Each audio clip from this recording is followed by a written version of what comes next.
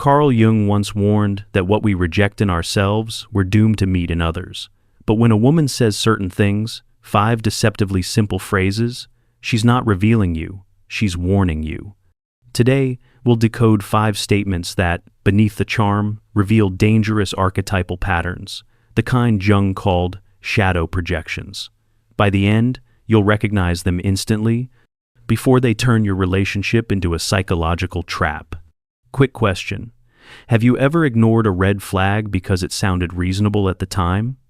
Drop a yes in the comments if hindsight ever slapped you with clarity. Have you ever met someone who introduces herself by insisting she's different? It sounds confident, even mysterious. But in Jungian terms, it can be a warning. When a woman says, "I'm not like other women," she's unconsciously revealing a split between her persona, the mask she shows the world, and the shadow, the parts she denies. The need to separate from other women isn't about uniqueness, it's about superiority built on insecurity. Jung taught that whatever we repress in ourselves, we project onto others. By rejecting the collective feminine, she's at war with her own reflection. In relationships, that war doesn't stay internal. It turns into subtle competition, emotional withdrawal, or constant comparison. Here's the irony.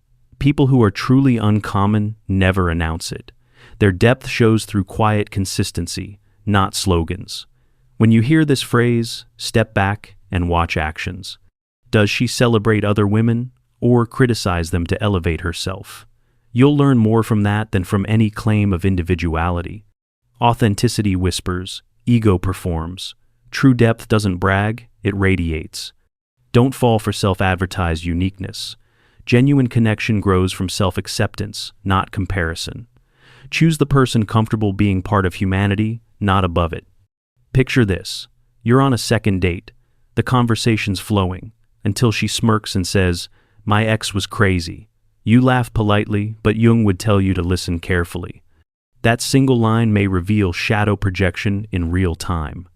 When someone labels every past partner insane, they're trying to distance themselves from their own chaos. Jung believed we meet our repressed traits through others. So, if all her exes were manipulative, odds are she's avoiding her own manipulative streak or her attraction to drama. The problem isn't just storytelling, it's accountability. If yesterday's villain is always someone else, tomorrow's will be you. Healthy people describe past relationships with nuance, lessons learned, shared responsibility, closure. Unhealthy ones use character assassination to protect a fragile ego. Notice the pattern before it rewrites your story. Blame today, betrayal tomorrow. Pay attention to how someone speaks about those who came before you. It's a preview of how they'll speak about you when things get hard. Seek emotional honesty, not recycled resentment. At first, it sounds honest, almost brave. Admitting, "I just have trust issues," seems like vulnerability. But Jung would call it a defense dressed as confession.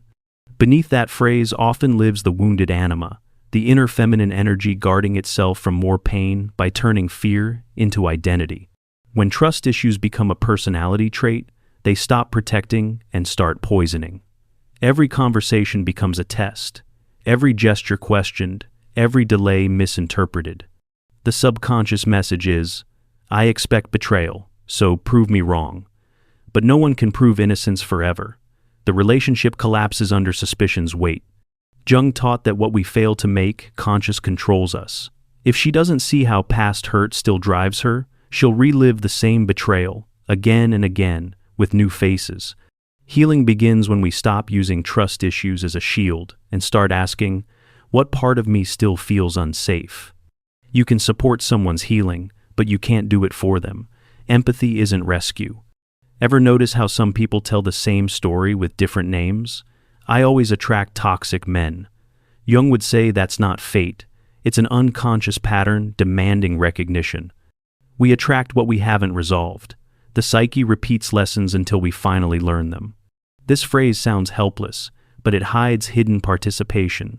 Each toxic man mirrors a disowned part of her shadow, perhaps the aggressor she denies, or the controller she secretly fears becoming. The outer villain is just an internal echo.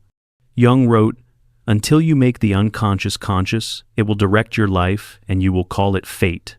That line should be engraved on every dating app bio. Because until she faces her own darkness, she'll keep meeting it in others. The fix isn't blame, it's awareness. The moment she stops saying toxic men and starts asking why this pattern, the spell breaks. What you call fate is just your shadow's routine. Don't play savior to someone repeating their cycle. Encourage growth, but protect your peace. The healthiest partners don't rescue, they reflect. Independence is powerful until it becomes armor. When a woman insists, "I don't need anyone," she's not revealing strength, she's exposing a wound. Jung called this the inflated animus, a distortion of masculine energy that replaces intimacy with control. It's a survival response, born from disappointment and self-protection, not genuine empowerment. On the surface, she may seem self-sufficient, successful, busy, emotionally contained, but beneath the confidence often lies fear, the fear of vulnerability, dependence, or disappointment. She learned that needing someone equals pain, so she built a fortress and called it freedom. The tragedy? Real connection can't reach through steel walls. Relationships require mutual reliance, and refusing to need anyone guarantees isolation. Jung believed wholeness comes from integrating opposites, strength with softness, autonomy with connection. So when someone keeps reminding you how independent they are, listen for what's missing. Trust. True independence doesn't announce itself. It simply exists alongside openness. Walls don't protect, they imprison. Respect her space, but don't confuse emotional distance with strength. If there's no room for interdependence, there's no room for love. You've heard it before, I hate drama. And yet, somehow, every week brings a new crisis. Jung would smile knowingly, because what we suppress, we unconsciously create. People who loudly reject drama are often drowning in it internally. Here's why. The shadow emotion, anger, jealousy, insecurity, doesn't disappear when denied. It waits. When someone refuses to acknowledge their emotional chaos, it slips out sideways through gossip, passive aggression, or sudden emotional explosions. The louder the denial, the deeper the turmoil. Jung warned that repression breeds projection. The more she insists she's calm and low maintenance, the more likely she's sitting on a volcano. The "I hate drama" claim becomes a red flag not because she lies, but because she doesn't know herself well enough to see the storm within. Real emotional maturity doesn't fear intensity, it handles it consciously. The difference between peace and avoidance is self-awareness. The louder the denial, the deeper the chaos. Believe patterns, not promises. Choose partners who own their emotions instead of running from them. Peace isn't the absence of feeling, it's mastery of it. Ever met someone who proudly says, "Men are just intimidated by me"? It sounds empowering, even flattering. But Jung might see a shadow hiding beneath that confidence, an inflated ego shielding deep insecurity. When someone believes everyone fears their strength, they're often confusing intimidation with disconnection. Jung described this as animus inflation, when a woman's inner masculine energy overpowers her empathy and self-awareness. She mistakes defensiveness for power. And while she believes she's repelling weak men, she's often pushing away emotionally balanced ones. In modern terms, this mindset becomes a self-fulfilling prophecy. If she interprets genuine disagreement as threat or emotional depth as weakness, no man can ever measure up. The result? Loneliness cloaked in pride. True strength doesn't need validation or apology. It listens without fear, asserts without aggression, and loves without losing identity. Jung would call that individuation, the union of confidence and humility. Real strength speaks softly. Don't be flattered by the intimidation narrative. Seek the woman who balances her power with empathy. She doesn't need to prove she's strong. She simply is. Here's a paradox. People who brag about being brutally honest are rarely honest, and often just brutal. Jung called this the shadow under virtue. When a person's claimed virtue hides its opposite. Brutal honesty is usually cruelty wearing the mask of integrity. Truly self-aware people deliver truth with care. Those who weaponize honesty are projecting their suppressed aggression, the anger they won't admit they feel. They'll say hurtful things and call it just keeping it real, yet bristle when the same bluntness is turned on them. In Jungian psychology, this is the shadow's defense, pretending to be righteous while expressing what one denies. And it's dangerous in relationships. Emotional safety dies where kindness ends. So when someone leads with, "I'm brutally honest," don't expect growth, expect friction. Their words reveal more about their emotional immaturity than your flaws. Truth without kindness wounds the soul. Value emotional intelligence over bluntness. Honesty isn't about volume, it's about intention. The strongest people tell the truth gently because they've already faced it within themselves. You've probably heard someone sigh, "I'm just unlucky in love," as if Cupid has a personal vendetta. But Jung would argue, it's not bad luck, it's the unconscious repeating itself. When a person keeps attracting heartbreak, it's not randomness, it's recognition. The psyche gravitates toward the familiar, even when the familiar hurts. This unlucky mindset hides a deeper truth. Unresolved patterns from childhood or past trauma silently shape adult attraction.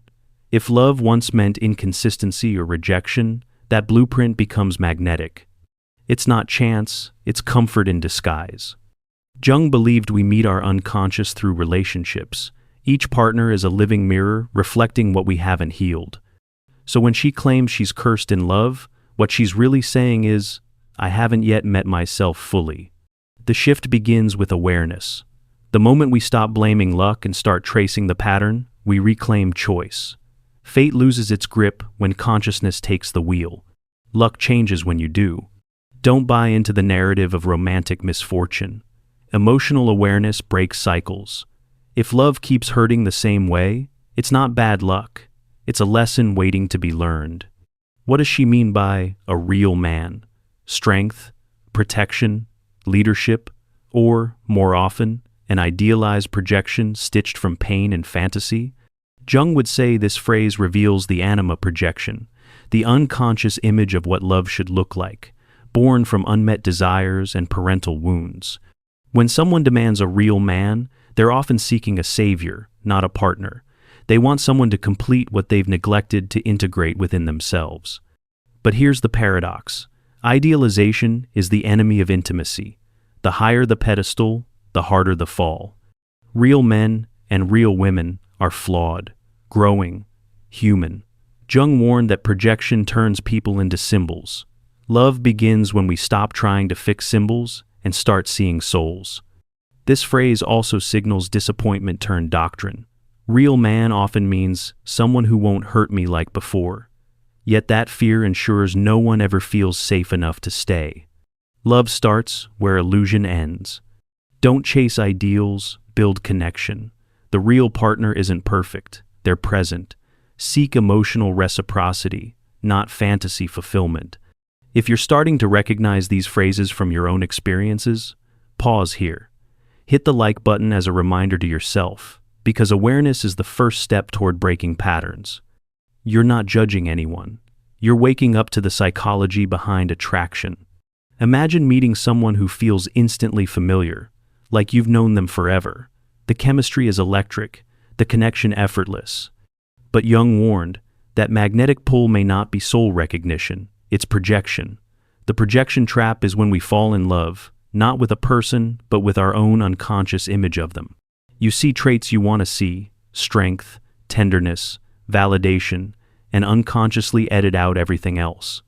Jung wrote that what we fail to realize in ourselves, we seek in others. That's why infatuation feels spiritual, yet confusing. It's your psyche meeting its reflection. When the illusion fades, the disillusionment hurts twice as hard. First, because the fantasy breaks, and second, because it forces you to confront the truth. They weren't who you thought they were, and neither were you. The projection trap explains why we repeat relationships that start bright and end in burnout. The lesson? Attraction isn't always alignment. It's often unfinished business. See people, not projections.